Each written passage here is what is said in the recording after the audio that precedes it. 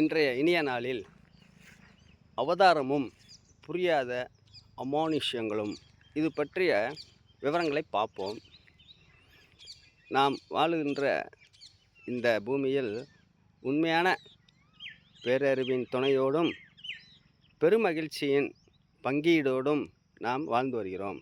ஒருவருக்கொருவர் சிறிய பெரிய முடிந்த அளவு உதவிகளை செய்து கொண்டும் அன்பை பரிமாறிக்கொண்டும் நம் குடும்பத்திற்காகவும் பணி செய்யக்கூடிய இடத்தின் வளர்ச்சிக்காகவும் ஒரு குறிக்கோளுடன் வாழும் பொழுது அது உண்மையான மகிழ்ச்சியையும் உண்மையான அறிவையும் நாம் பெற உதவுகிறது.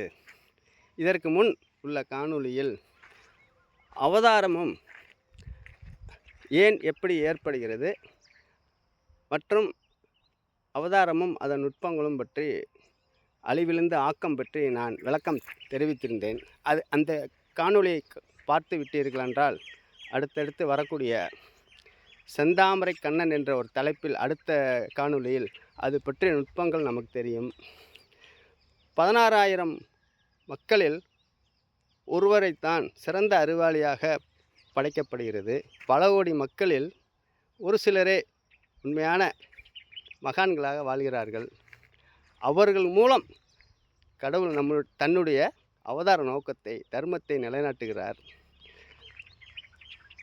100 கோடி மக்களில் ஒரு சிலரையே ரிஷிகளின் அம்சமாக பிறக்க வைத்து ரிஷி பத்தினி அந்த அமைப்புக்கேற்ப கணவன் மனைவியாக வாழ வைக்கிறார். இப்படி உயர்ந்த விஷயங்கள் ஒரு குறிப்பிட்ட எண்ணிக்கையிலேயே அமைந்திருக்கும். நம்மளுடைய அறிவிற்கு அப்பாற்பட்ட அனைத்துமே அமானுஷ்யங்கள் என்று சொல்கிறோம். ஆங்கிலத்தில் மிஸ்டீரியஸ் என்று சொல்கிறார்கள்.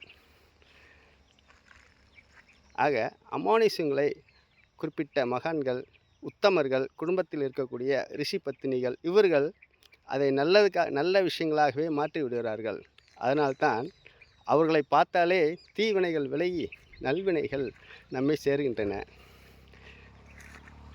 ஆக ஒருவருக்கொருவர் நாம் ஒற்றுமை உணர்வோடும் நாம் இருக்கும் இடத்தில் அன்பு, சகிப்புத்தன்மை, உண்மையான அறிவு, பாசம், ஆனந்த கண்ணீர் இந்த உயர்ந்த குணங்களோடு வாழ்வோமாக. அடுத்த காணொளியில் பாட்டும் காற்றில் வரும் கீதமும் பற்றிய விஷயங்களை பொருத்தமாக எப்படி அமைந்துள்ளன என்று பார்ப்போம்.